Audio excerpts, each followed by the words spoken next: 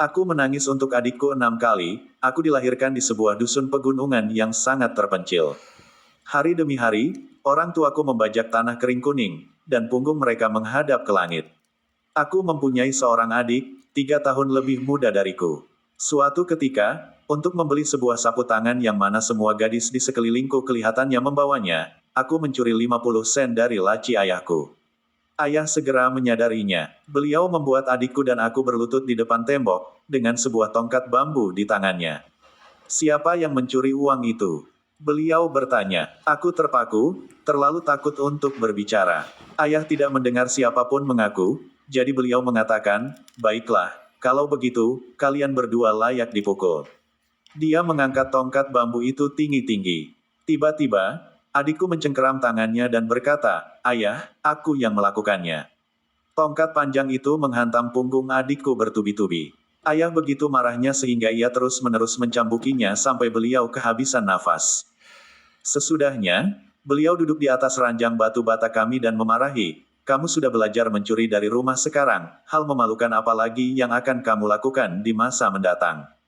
Kamu layak dipukul sampai mati. Kamu pencuri tidak tahu malu. Malam itu, ibu dan aku memeluk adikku dalam pelukan kami. Tubuhnya penuh dengan luka, tetapi ia tidak menitikkan air mata setetes pun. Di pertengahan malam itu, saya tiba-tiba mulai menangis meraung-raung. Adikku menutup mulutku dengan tangan kecilnya dan berkata, Kak, jangan menangis lagi sekarang. Semuanya sudah terjadi. Aku masih selalu membenci diriku karena tidak memiliki cukup keberanian untuk maju mengaku. Bertahun-tahun telah lewat, tapi insiden tersebut masih kelihatan seperti baru kemarin. Aku tidak pernah akan lupa tampang adikku ketika ia melindungiku. Waktu itu, adikku berusia 8 tahun. Aku berusia 11. Ketika adikku berada pada tahun terakhirnya di SMP, ia lulus untuk masuk ke SMA di pusat kabupaten. Pada saat yang sama, saya diterima untuk masuk ke sebuah universitas provinsi. Malam itu, ayah berjongkok di halaman, menghisap rokok tembakaunya, bungkus demi bungkus. Saya mendengarnya memberengut, kedua anak kita memberikan hasil yang begitu baik, hasil yang begitu baik. Ibu mengusap air matanya yang mengalir dan menghela nafas, apa gunanya? Bagaimana mungkin kita bisa membiayai keduanya sekaligus? Saat itu juga, adikku berjalan keluar ke hadapan ayah dan berkata, Ayah, saya tidak mau melanjutkan sekolah lagi, telah cukup membaca banyak buku. Ayah mengayunkan tangannya dan memukul adikku pada wajahnya. Mengapa kau mempunyai jiwa yang begitu keparat lemahnya? Bahkan jika berarti saya mesti mengemis di jalanan saya akan menyekolahkan kamu berdua sampai selesai. Dan begitu kemudian ia mengetuk setiap rumah di dusun itu untuk meminjam uang. Aku menjulurkan tanganku selembut yang aku bisa ke muka adikku yang membengkak, dan berkata, seorang anak laki-laki harus meneruskan sekolahnya, kalau tidak ia tidak akan pernah meninggalkan jurang kemiskinan ini. Aku, sebaliknya, telah memutuskan untuk tidak lagi meneruskan ke universitas. Siapa sangka keesokan harinya, sebelum subuh datang, adikku meninggalkan rumah dengan beberapa helai pakaian lusuh dan sedikit kacang yang sudah mengering. Dia menyelinap ke samping ranjangku dan meninggalkan secarik kertas di atas bantalku. Kak, masuk ke universitas tidaklah mudah. Saya akan pergi mencari kerja dan mengirimu uang. Aku memegang kertas tersebut di atas tempat tidurku, dan menangis dengan air mata bercucuran sampai suaraku hilang. Tahun itu, adikku berusia 17 tahun. Aku 20. Dengan uang yang ayahku pinjam dari seluruh dusun, dan uang yang adikku hasilkan dari mengangkut semen pada punggungnya di lokasi konstruksi, aku akhirnya sampai ke tahun ketiga di universitas. Suatu hari, aku sedang belajar di kamarku, ketika teman sekamarku masuk dan memberitahukan, ada seorang penduduk dusun menunggumu di luar sana. Mengapa ada seorang penduduk dusun mencariku? Aku berjalan keluar, dan melihat adikku dari jauh, seluruh badannya kotor tertutup debu semen dan pasir. Aku menanyakannya, mengapa kamu tidak bilang pada teman sekamarku kamu adalah adikku? Dia menjawab, tersenyum. Lihat bagaimana penampilanku. Apa yang akan mereka pikir jika mereka tahu saya adalah adikmu? Apa mereka tidak akan menertawakanmu? Aku merasa terenyuh, dan air mata memenuhi mataku. Aku menyapu debu-debu dari adikku semuanya, dan tersekat-sekat dalam kata-kataku, aku tidak peduli omongan siapapun. Kamu adalah adikku apapun juga. Kamu adalah adikku bagaimanapun penampilanmu. Dari sakunya, Ia mengeluarkan sebuah jepit rambut berbentuk kupu-kupu.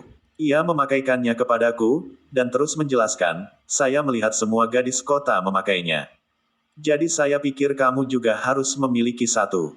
Aku tidak dapat menahan diri lebih lama lagi. Aku menarik adikku ke dalam pelukanku dan menangis dan menangis. Tahun itu, ia berusia 20.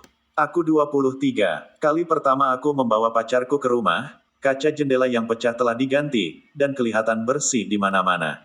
Setelah pacarku pulang, aku menari seperti gadis kecil di depan ibuku. Bu, ibu tidak perlu menghabiskan begitu banyak waktu untuk membersihkan rumah kita. Tetapi katanya, sambil tersenyum, itu adalah adikmu yang pulang awal untuk membersihkan rumah ini. Tidakkah kamu melihat luka pada tangannya? Ia terluka ketika memasang kaca jendela baru itu. Aku masuk ke dalam ruangan kecil adikku. Melihat mukanya yang kurus, 100 jarum terasa menusukku. Aku mengoleskan sedikit salep pada lukanya dan membalut lukanya. Apakah itu sakit? Aku menanyakannya. Tidak, tidak sakit. Kamu tahu, ketika saya bekerja di lokasi konstruksi, batu-batu berjatuhan pada kakiku setiap waktu. Bahkan itu tidak menghentikanku bekerja dan di tengah kalimat itu ia berhenti. Aku membalikkan tubuhku memunggunginya, dan air mata mengalir deras turun ke wajahku. Tahun itu, adikku 23, aku berusia 26. Ketika aku menikah, aku tinggal di kota. Banyak kali suamiku dan aku mengundang orang tuaku untuk datang dan tinggal bersama kami, tetapi mereka tidak pernah mau. Mereka mengatakan, sekali meninggalkan dusun, mereka tidak akan tahu harus mengerjakan apa. Adikku tidak setuju juga, mengatakan, Kak, jagalah mertuamu aja. Saya akan menjaga ibu dan ayah di sini. Suamiku menjadi direktur pabriknya. Kami menginginkan adikku mendapatkan pekerjaan sebagai manajer pada departemen pemeliharaan. Tetapi adikku menolak tawaran tersebut. Ia bersikeras memulai bekerja sebagai pekerja reparasi. Suatu hari, adikku di atas sebuah tangga untuk memperbaiki sebuah kabel, ketika ia mendapat sengatan listrik dan masuk rumah sakit. Suamiku dan aku pergi menjenguknya. Melihat gips putih pada kakinya, saya menggerutu, mengapa kamu menolak menjadi manajer? Manajer tidak akan pernah harus melakukan sesuatu yang berbahaya seperti ini. Lihat kamu sekarang, luka yang begitu serius. Mengapa kamu tidak mau mendengar kami sebelumnya? Dengan tampang yang serius pada wajahnya, ia membela keputusannya. Pikirkan kakak ipar ia baru saja jadi direktur, dan saya hampir tidak berpendidikan. Jika saya menjadi manajer seperti itu, berita seperti apa yang akan dikirimkan? Mata suamiku dipenuhi air mata, dan kemudian keluar kata-kataku yang sepatah-sepatah, tapi kamu kurang pendidikan juga karena aku. Mengapa membicarakan masa lalu? Adikku menggenggam tanganku. Tahun itu, ia berusia 26 dan aku 29. Adikku kemudian berusia 30 ketika ia menikahi seorang gadis petani dari dusun itu. Dalam acara pernikahannya, pembawa acara perayaan itu bertanya kepadanya, siapa yang paling kamu hormati dan kasihi?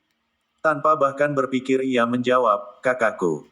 Ia melanjutkan dengan menceritakan kembali sebuah kisah yang bahkan tidak dapat kuingat.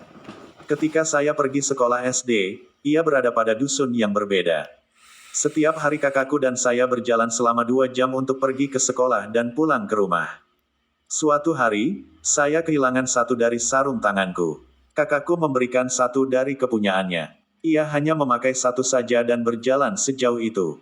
Ketika kami tiba di rumah, tangannya begitu gemetaran karena cuaca yang begitu dingin sampai ia tidak dapat memegang sumpitnya.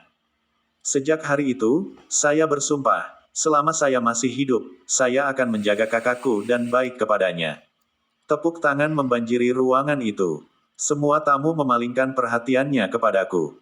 Kata-kata begitu susah kuucapkan keluar bibirku. Dalam hidupku, orang yang paling aku berterima kasih adalah adikku.